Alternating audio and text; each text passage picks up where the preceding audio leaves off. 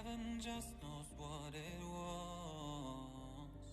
Will I go back to the place? Baik, Assalamualaikum warahmatullahi wabarakatuh. Perkenalkan, nama saya Arif Nugraha dari kelas 2 IPNJS 2019, NPM 1921911183. Oke, kali ini saya akan membahas tentang hakikat belajar gerak. Nah, kita langsung ke pengertian belajar gerak. Dan tentu juga mata kuliah ini ditujukan untuk mata kuliah TBM atau teori belajar dan mengajar motorik. Oke, kita langsung ke materinya. Oke, pengertian belajar gerak. Belajar gerak merupakan pola-pola gerak keterampilan tubuh yang proses belajarnya melalui pengamatan dan mempraktikkan pola-pola yang dipelajarinya. Jadi kita itu bergerak itu bagaimana sih? Kita cara misalkan nih, kita tuh menggerakkan tangan itu seperti apa, dan berjalan kaki itu seperti apa, dan contohnya juga ada misalkan seperti apa sih kita menendang bola dengan cara kaki 3 langkah ke depan, lalu kaki kanan yang menendang, dan untuk yang kiri sebaiknya ya, untuk tidak. Mungkin seperti itu. Lalu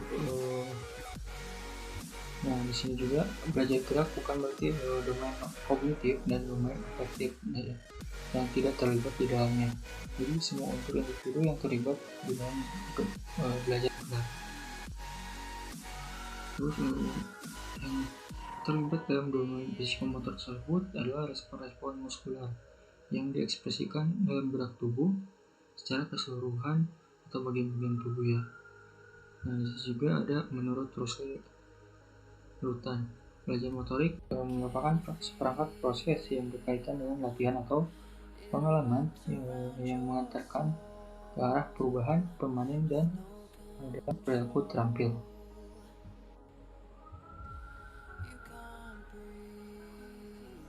Nah, di sini juga untuk pelaksanaan belajar gerak tersebut harus direncanakan dengan matang-matang atau baik, dan disusun juga secara sistematis dan berkelanjutan.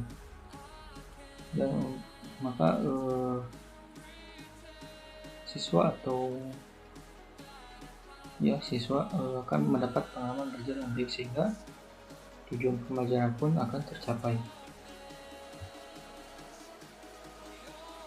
Nah, sasaran perkembangan gerak itu menjadikan sasaran pembelajaran keterampilan gerak. Nah, jika kalau siswa telah menguasai keterampilan yang dipelajari, maka akan ada terjadi perubahan dalam diri siswa yang mengacu pada gerakan efektif dan lebih efisien. Oke, kita langsung ke konsep dasar ya. Nah, konsep dasar merupakan kemampuan gerak yang biasa dilakukan siswa guna meningkatkan kualitas hidup. Nah, perkembangan penguasaan tersebut terjadi sejalan dengan perkembangan fisik pada masa awal dan pembentukan pola gerak dasar. Dan gerak tersebut bisa dari berjalan, lalu berlari, meloncat, dan melompat. Nah, ada kesalahan pada gerak anak tersebut yang tidak dikoreksi sehingga dapat merugikan pada anak tersebut. Nah, kerugian tersebut meliputi ya antara lain tidak efisiensi untuk gerakannya, dan mekanika juga buruk pada saat penampilan, dan untuk cedera kemungkinan akan lebih besar, dan pengeluaran energi akan lebih besar atau pemborosan energi.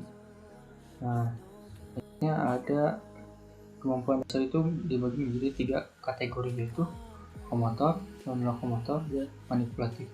Nah, lokomotor ini untuk memindahkan tubuh dari satu tempat ke tempat lain atau mengangkat tubuh seperti lompat, lalu loncat, dan kemampuan yang gerak lainnya, misalkan kita berjalan, itu termasuk ke lokomotor. Lalu ada non-lokomotor itu di tempat tanpa ada ruang gerak yang memadai. Jadi kita itu kayak meregang, terus mendorong, menarik, mengangkat, dan menurunkan. Nah, itu untuk non-lokomotor. Nah, untuk manipulatif itu ketika anak-anak itu telah menguasai macam-macam objek. Dan manipulatif juga banyak melibatkan tangan dan kaki, tetapi bagian lain dari tubuh kita juga dapat digunakan.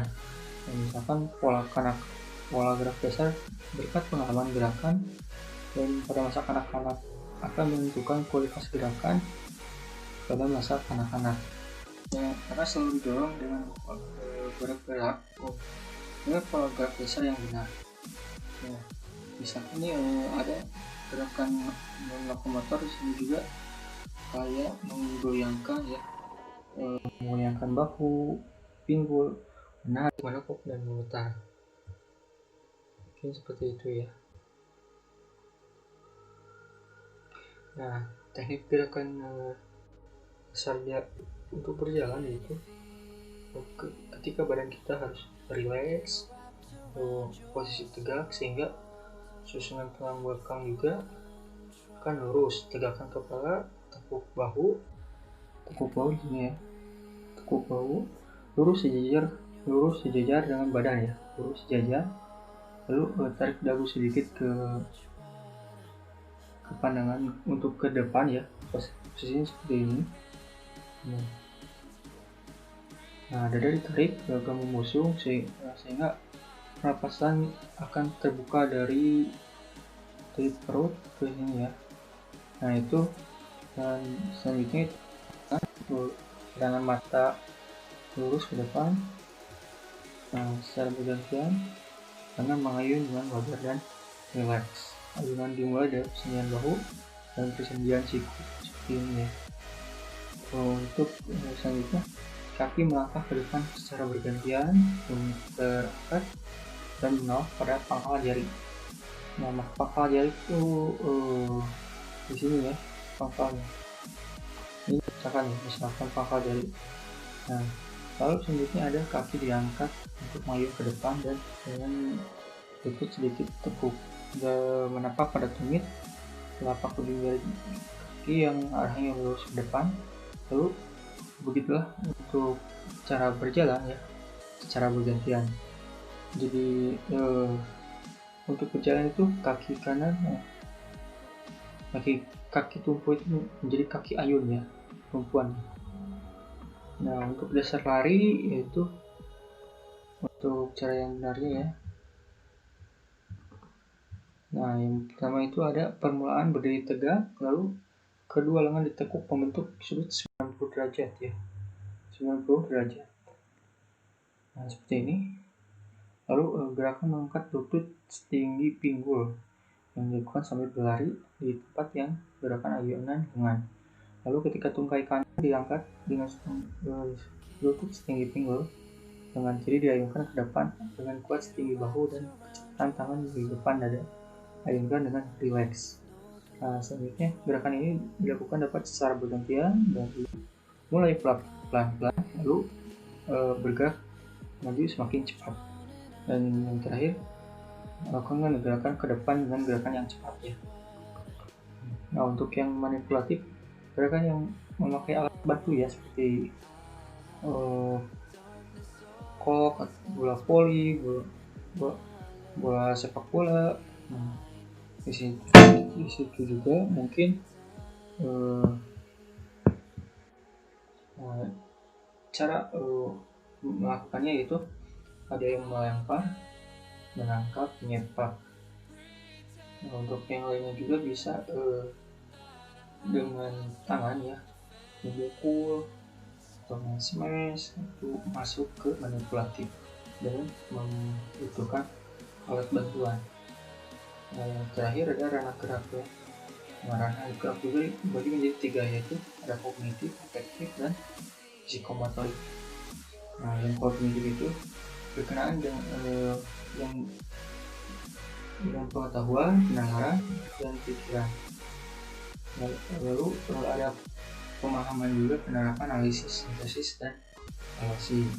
Yang selanjutnya adalah afektif, itu mengutamakan perasaan, emosi, dan reaksi-reaksi berbeda untuk penalaran yang terdiri dari penerimaan, antisipasi, lalu penilaian, penentuan sikap, organisasi, dan pembentukan pola hidup.